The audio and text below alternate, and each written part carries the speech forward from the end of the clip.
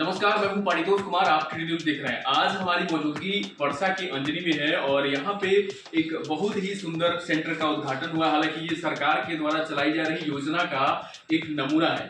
PMEGP यानी कि प्रधानमंत्री रोजगार से रिलेटेड जो योजनाएं चलाई जा रही हैं, उसके माध्यम से रिंकू जी जो हैं वो बड़ा ही सराहनीय पहल यहाँ पे किया है इन्होंने, और इस सराहना के पात्र हैं क्योंकि आप जैसा कि देख पा रहे हैं। अजीत जी को मैं बोलूंगा कि एक बार आप दिखाइए सब लोगों को कि किस तरीके का इलेक्ट्रॉनिक मशीन जो है वो इस सेंटर पे लगाया गया है, और इसके माध्यम से ही कपड़ा का, क्लॉथिंग्स का जितना प्रोडक्शन होता है वो सारा प्रोडक्शन यहाँ पे किया जा रहा है।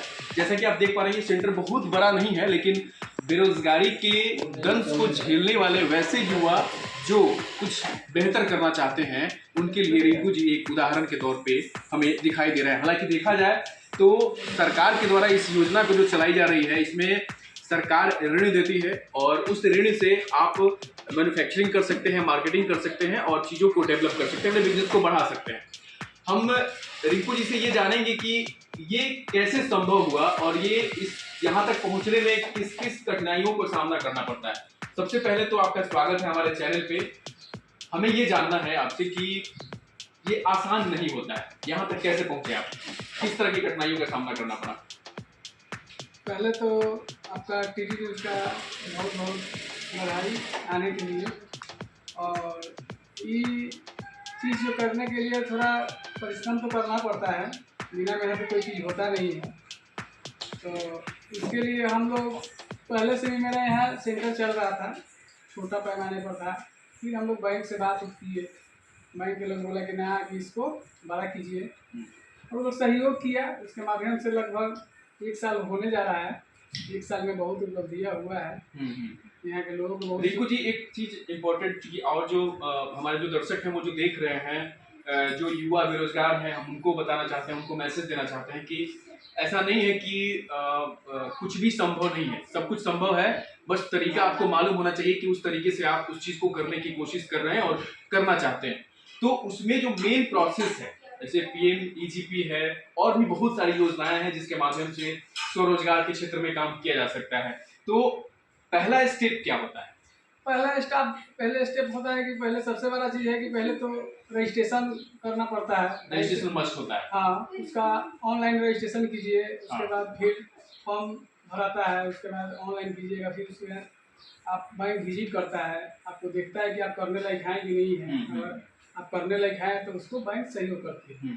तो अभी यहाँ पे जो आपने सेंटर चली, आपका ये सेंटर खुल गया है, तो मूल रूप से अभी क्या क्या हो रहा है यहाँ पे? काम जो हो रहा है वो क्या क्या हो रहा है यहाँ पे? मूल रूप से कपड़ा बनता है और कपड़ा रेडीमेड तैयार किया जाता है यहाँ पे, जिसमें है कि लोअर और नाइटी तैयार होता है, पेटीकोट तैयार होता है, और कुर्ती उर्ती, प्लाजो, स्ट्रीट पैंट, मतलब लेडीज का जो आइटम है और जेंट्स का भी जो भी आइटम है, हर तरह का यहाँ पे तैयार किया जाता है और मार्केट में होलसेल रेट में दिया जाता है।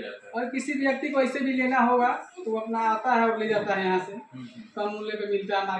मार्केट से बहुत सस्ता में दिया जाता है और क्वालिटी भी रहता है, ऐसा नहीं क्वालिटी नहीं है, क्वालिटी के साथ साथ जो किया जाता है। तो कहने का मतलब है कि आप अब इस चीज़ को मैन्युफैक्चरिंग के साथ साथ मार्केटिंग भी करेंगे, अपना ब्रांड बना सकते हैं कहने का? हाँ, इसका ब्रांड हम लोग आगे चल के ब्रांड बनाना है, बिना ब्रांड तो अपना लेबल लगेगा।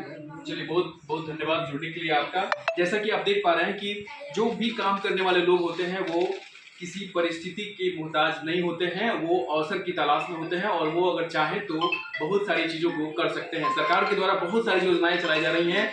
ऋण योजना के माध्यम से अगर देखा जाए तो बहुत ही मदद किया जाता है। हालांकि इसमें सब्सिडी की बात करें तो शायद 40% सब्सिडी इसमें मिल जाता है। अगर आप इस तरह का लोन वगैरह कराते हैं तो आपके प्रोजेक्ट पे कम से कम 40% के आसपास सब्सिडी मिल जाता है। जिस तरीके से यहाँ पे इस सेंटर का उद्घाटन आज किया गया है, इसमें सबसे मूल और सबसे मुख्य बात तो वो ये है कि बेरोजगारों को रोजगार भी क्रिएट उनको दिया जा सकता है। इस माध्यम से अगर इस तरह का संस्थाएं खुलती हैं तो बेरोजगारी के परिदृश्य में भी, बेरोजगारी के मद्देनजर भी अगर देखा जाए तो लोगों को रोजगार दिया जा सकता है। ये एक सराहनीय पहल है रिंकू जी का, और भी जगह पे जहाँ जहाँ पे भी हो रहा है ये भी एक सराहनीय पहल है।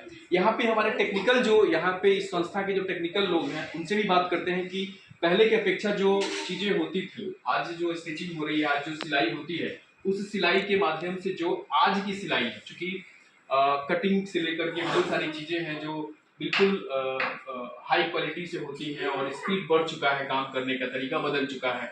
तो आप उसको कैसे देखते हैं, आपको कितनी आसानी हो रही है? पहले के अपेक्षा में अभी जो है काम करने में बहुत आसान हो गया है। पहले सिलाई जो है पैर से चलाना पड़ता था, अब सारे मोटर ऑटोमेटिक मोटर हो गया, उससे चलाना पड़ रहा है। हमें पैर पहले जो है कि चाप उठाने के लिए हाथ लगाना पड़ता था, अब पैर से ही उड़ जाता है। वो भी कटिंग करने के लिए एक एक पीस करना पड़ता था, अभी जो है कि हम 50 पीस 100 पीस इकट्ठे कर सकते हैं। टेक्निकल के मामले में अभी बहुत जैसे कि आगे हम निकल चुके हैं। तो ये मतलब ये है कि प्रोडक्शन, अगर कैपेसिटी प्रोडक्शन की बात की जाए तो प्रोडक्शन कितना किया जा सकता है ऐसे सेंटर पे? इस तरह के अगर 4-5 मशीन अगर है तो प्रोडक्शन कितना किया जा सकता है? 4-5 मशीनें हैं तो अगर स्टाफ सही हो, करने वाले वहाँ चलते हैं, अगर लाइट व्यवस्था सुविधा सही चले तो अच्छा खासा प्रोडक्शन निकाल सकते हैं। चलिए ठीक है, यहाँ पे जो काम करने वाले लोग हैं उनसे भी ज्यादा कुछ पूछेंगे। और कैसा है, क्या हालचाल है, कैसा लग रहा है काम करके, कैसा लग रहा है? आप कहाँ पे रहती हैं?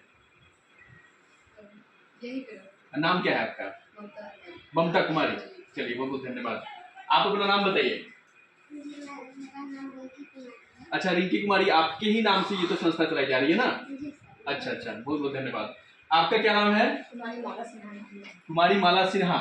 अच्छा, ये मशीन में और पुराने वाले मशीन में क्या अंतर है बताइए? हमको यही अंतर है कि पुराने वाला मशीन से हम लोगों को दिक्कत होता है, लेकिन इस मशीन से दिक्कत नहीं है। स्पीड ज्यादा है। हाँ, स्पीड ज्यादा से काम भी बहुत अधिक कर सकते हैं, और उससे काम कम ज्यादा। सही बात है, जैसा कि बात सही भी है। पहले स्ट्रगल्स बहुत ज़्यादा था और जिस तरीके से पहले की जो स्टिचिंग होती थी मशीन से, हैंड से और पैर से चलाया जाता था, लेकिन अब इलेक्ट्रॉनिक मशीन की वजह से बहुत सारा जो प्रॉब्लम्स है वो सॉल्व हो चुका है। वो इलेक्ट्रॉनिक से रिलेटेड जो भी मशीनें हो गई हैं वो मशीन्स के माध्यम से बहुत सारा मदद मिल रहा है। तो मैं इस एपिसोड में आपको ये चीज़ दिखा रहा था क्योंकि मैं जान रहा हूँ और मैं इस बात को समझ रहा हूँ कि हर एक गाँव, गली, कस्बे, जहाँ पे भी अगर देखा जाए, जहाँ पे डेवलप्ड एरिया नहीं है, अगर वहाँ के बच्चे, वहाँ के बेरोजगार अगर कुछ करना चाहते हैं, उनके माइंड में कुछ कॉन्सेप्ट है, उस कॉन्सेप्ट्स को लेकर के वो अपने किसी सीए से मिले,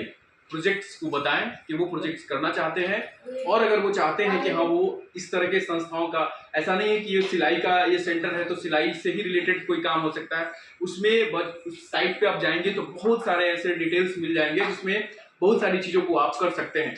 मतलब उसमें गिनती है ही नहीं कि हम कितना प्रोजेक्ट पे काम किया जा सकता है। हम अगले एपिसोड में हम किसी और नए सेंटर पे होंगे, वहाँ के बारे में बताएंगे। तब तक आप बने रहें हमारे साथ और सब्सक्राइब जरूर करें टीडी न्यूज।